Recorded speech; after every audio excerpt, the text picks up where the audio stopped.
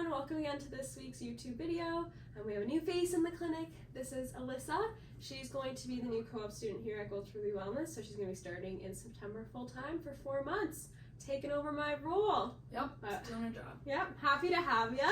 Alyssa, what's our YouTube video for this week? So today we're talking about bone spurs. So bone spurs are bony growths that occur usually in the spine or joints, usually just where bone on bone contact is happening. Usually caused by osteoarthritis. This can affect muscles, it can affect bones, it can affect nerves. It's just based on where the bone spur is occurring.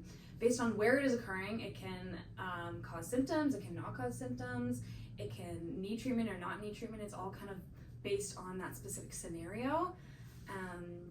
And a lot of times bone spurs occur as you age. It's a natural part of aging. Yeah, they become a lot more common when you age. So there's a couple causes that can be the verdict behind bone spurs.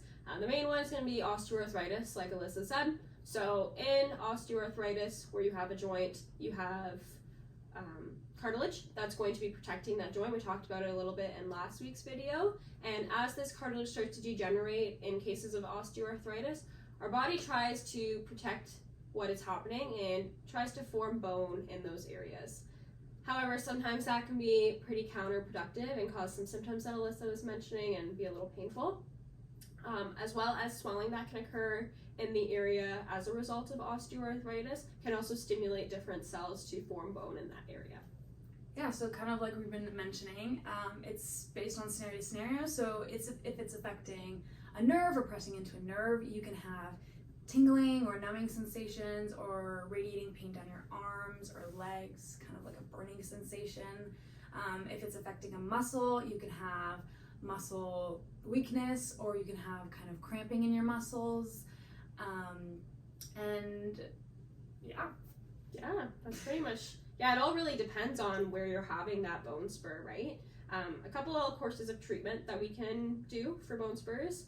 Sometimes you won't need treatment at all if it's not affecting anything, but commonly we're going to be doing steroid injections, so cortisone injection to really help with the pain, the inflammation, things like over-the-counter medication, over-the-counter anti-inflammatories, NSAIDs, your regular ibuprofen, just to also help with that swelling and pain that's referring.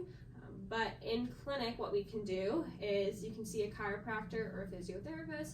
Both of them can manipulate the joint, take some pressure off the nerve if it's affecting your spine, or kind of work on your range and other things that are going on if it's affecting a different part of your body. There's also a couple modalities that we can offer to help bone spurs. Shockwave is going to be the biggest one. So shockwave therapy is something we offer in our clinic.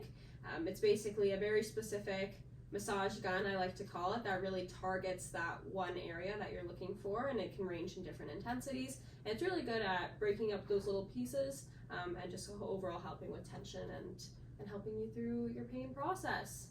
Yeah, so shockwave is really good for like superficial bone spurs because sometimes you can like feel them in your skin, which can cause like pain and tenderness in the area. So shockwave is super helpful with that.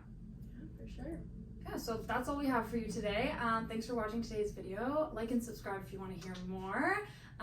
If you have any questions or future video ideas, feel free to comment down below. And as always, here at Goldthruby Wellness, we got your back.